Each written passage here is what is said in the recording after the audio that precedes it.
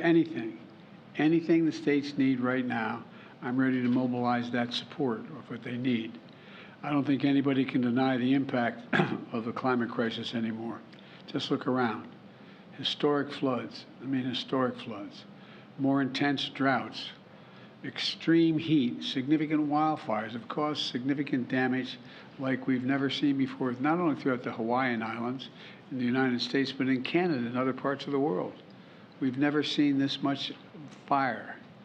And while we're dealing with this latest extreme weather event, I remain laser focused on recovering and rebuilding efforts in Maui. We were out there, and many of you were there as well. It's devastating what happened there. When I took office, I directed my team to raise our game in how we lead and coordinate our responses to natural disasters. And because I've been around a while and I've known how these function, to ensure we met people where they are, when they need our help the most. Because of the devastation of wildfires from California, New Mexico, Oregon, Washington State, Idaho, Louisiana, we've learned a heck of a lot. A lot of damage in the meantime, but we've learned a heck of a lot. And we're putting the lessons we've learned to work. In a few moments, I'm going to be with my entire cabinet in the next room over, who are leading the federal recovery and rebuilding efforts and report on their progress, providing urgently needed support to the people of Maui. If I can note for just parenthetically for just a moment, you know, when you have your home washed away, when you are a fire that's taken your home away, when your school has been destroyed and there's no way you can't send your kid to school, these are urgent needs. And no matter how bright, how informed, how wealthy, how poor they are, they just need reassurance. So how in God's name are I going to get through this? Well, Jill and I saw the devastation in Maui firsthand. And I want to thank Governor Josh Green, who's doing one hell of a job. Along with their congressional delegation, there's total unity out there. And for everything they're doing to support the recovery effort. I directed my team to do everything we can for as long as it takes to help Maui recover, rebuild in a way that respects and honors Hawaiian traditions and cultures and the needs of the local community. We're not going to turn this into a new land grab. We're not trying to see multi-million-dollar homes on the beach. We want to restore that part of the island like it was before, only better. To that end, when I was on the island last week, I appointed Bob Fenton, one of the nation's leading emergency managers, and I mean that, that's not hyperbole, who's been on the ground in Hawaii since before the fires erupted as our chief federal response coordinator to lead our long-term recovery on Maui. I've charged him with making sure the community has everything the federal government can offer to heal and build back better as fast as possible. You know, he'll be giving me a report virtually on Maui when I walk out of this room and go to the cabinet room of our meeting in just a few minutes. And as an example of our commitment, we're not only building back, but we're going to build back stronger and more resilient future, which means we need to be ready to withstand any challenge coming our way in rebuilding the way that Maui wants to rebuild, the nature of the rebuilding. Today, I'm announcing that $95 million from the bipartisan infrastructure law is on the way to Hawaii to harden the ground power, harden the grid we talk about. I know when we start talking about the grid, the average American out there thinks, what are we talking about? Well, the ability to transmit electricity. Well, let me tell you what it means. It means investments to make sure electricity can continue to reach homes, hospitals, water stations, even during intense storms and extreme weather. Funding will be used for stronger and better poles holding up the wires that transmit the electricity. It'll mean stronger material. It'll mean burying these lines that transmit the electricity underground. It's more expensive to do that, but where possible, we should put them underground. They're safest. It means clearing trees and brush around these wires. It's like the kindling that exists out there. That's what it ends up being when one of those wires come down. And this funding is going to pay for installing technology like smart meters that can tell you where the problem actually is when the line goes down. That's part of the problem. A lot of these in other, not Hawaii's, Maui's not that big, but in parts of California, Oregon, and all these places where these fires were, where did the wire go down? We're going to be installing meters to let the person sitting back in the headquarters know, whoa, it went down at such and such a coordinates, such and such a pole, to enable emergency responders to more quickly identify which lines are damaged or down, so repairs can happen as quickly as possible and get the power back on and prevent damage from occurring. Anything else at our disposal. The Department of Energy, Secretary, we're going to be talking about this in a minute, accelerated the announcement of this funding to meet the moment. All this is going to help Maui and the entire state of Hawaii better withstand future disasters, because this is not going away. It's not like, well, these are the last disasters. We know this works, and I've watched some of you folks standing in front of me on television in dangerous circumstances reporting on this stuff. You know it. It's one thing to look at it on television and hear someone else reporting, but you're standing there and you're wondering, whoa, what's that behind me? It makes a difference, because we've done it before. Look, under the Obama-Biden administration, we invested hundreds of millions of dollars in the state of Florida, replacing wooden power poles and steel poles, and we buried these electric lines. Well, I wonder what would happen now if we hadn't done that. I'm not sure what, but the point is we did it. It helped them withstand and recover from disasters more quickly than they otherwise would have. So it works. It costs a lot of money, but it works, but it saves a lot of money long term. When Jill and I visited Maui last week, we saw firsthand the magnitude of the loss. Your lives have been dramatically changed if anybody in Maui is listening. You've lost everything. I mean, they lost everything. And we're doing everything we can to move heaven and earth to help you recover, rebuild, and return to your lives. We've already have dedicated $24 million to removal of hazardous material left behind in the fire's wake. There's pollution that is in that material. A lot of that you just can't go in and take bulldozers and clear it all out. You got to take the bad stuff out. You got to take out the polluted, the dangerous stuff. And once we've done that, we'll be able to remove all the debris.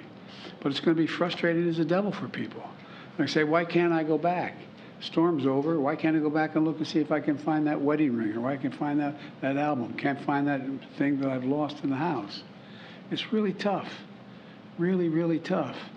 I didn't know anything like that, but lightning struck my house. We had to be out of that house for about 7 months while it was repaired, because so much damage was done to the house and half the house almost collapsed.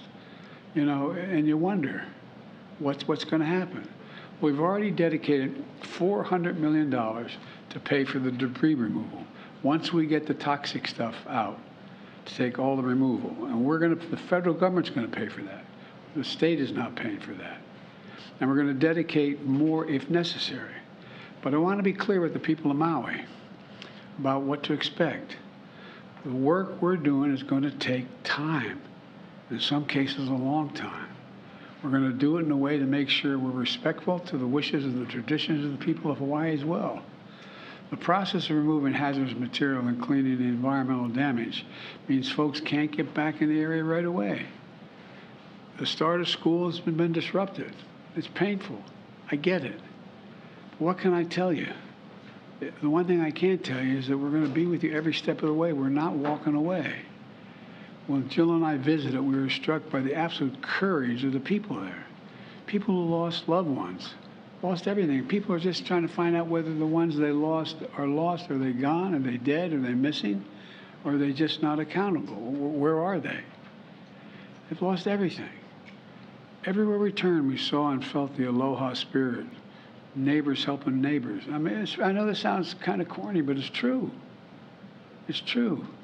Everybody's reaching out, trying to help the other guy. Turning pain into purpose and keeping the faith. I've directed my administration to continue working with urgency and focus to help the people of Maui on their journey of recovery and healing. And we're going to make sure you are healed and you're in better shape than before. I said when I was on the island last week, we're not leaving until the job's done. And we'll be there as long as it takes. I know there's a lot of questions you probably have. I'll take a few, but I have a cabinet meeting coming up right away. Yes. Mr. President, can you assure Americans that the federal government is going to have the emergency funding that they need to get through this hurricane season? The answer is, if I can't do that, I'm going to point out why. How can we not respond? My God, how can we not respond to these needs? And so I'm confident, even though there's a lot of talk from some of our friends up on the Hill about the cost, we got to do it. This is the United States of America. Yes. Mr. President, Governor DeSantis is also running for president.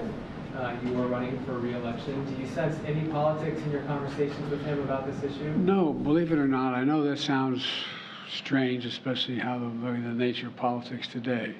But, you know, I was down there when the last major storm. I spent a lot of time with him, walking from village to from community to community, making sure he had what he needed to get it done.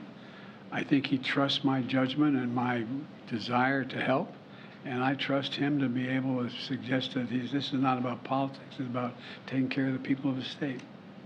Mr. President, on the hurricane, in your conversations with the governors, is there anything that you've heard from them that gives you pause? Things that you think need to be there that are not quite there yet? And secondly, are you making any contingency plans on your own schedule, either with this Labor Day, with your own personal travels, and also for your international travels that are coming up next week, that are you going to need to reshuffle things? Well, I may, I just don't know yet. And first of all, each of the governors seem to be focused. And I think what's changing, particularly the governors from North South Carolina as well as Georgia, is there wasn't an anticipation that it'd be moving up the coast. They were hopeful, and initially it looked like it was going to go further east and not affect them.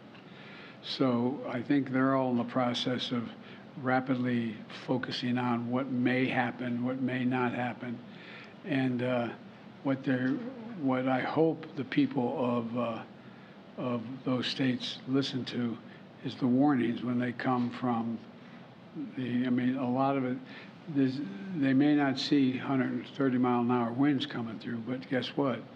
You may also be on the shore and low-lying area and have a 8-foot surge of wind surge coming from off the ocean. But they've all been through it.